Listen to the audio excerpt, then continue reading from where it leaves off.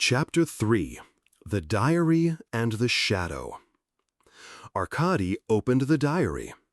Its pages were full of Volkov's handwriting, but it was not a normal diary. They were notes, ideas, and, most important, drawings. It was a whole world that he was making. He drew maps, buildings, streets, and they were all familiar to Arkady. They were the streets of his city, the buildings he knew. But some details were changed. He saw his house, his office, and even the cafe where he met the writer's wife.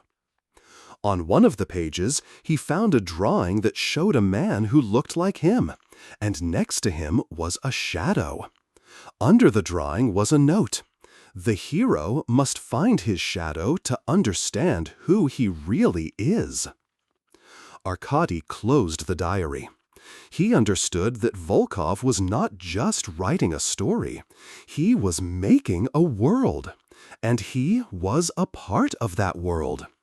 But then, who was the writer? Volkov or someone else? Who was writing his story? He decided to follow his shadow. He remembered that in Volkov's study, besides the mirror, there was nothing that could reflect. He went back there and started to look. He moved a bookshelf, and behind it he found another door. The door was locked. It had a lock that could not be opened. But he saw that the lock was not normal. It was like a lock from a book.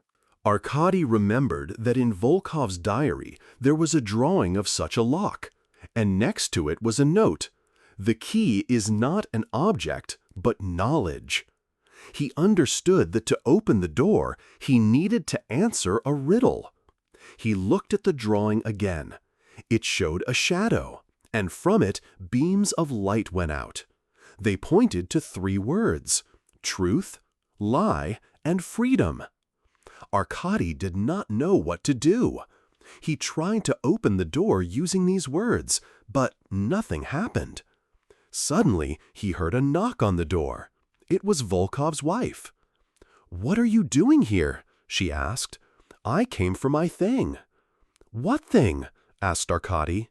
"This one," she said, and showed the old mirror that was in the hallway.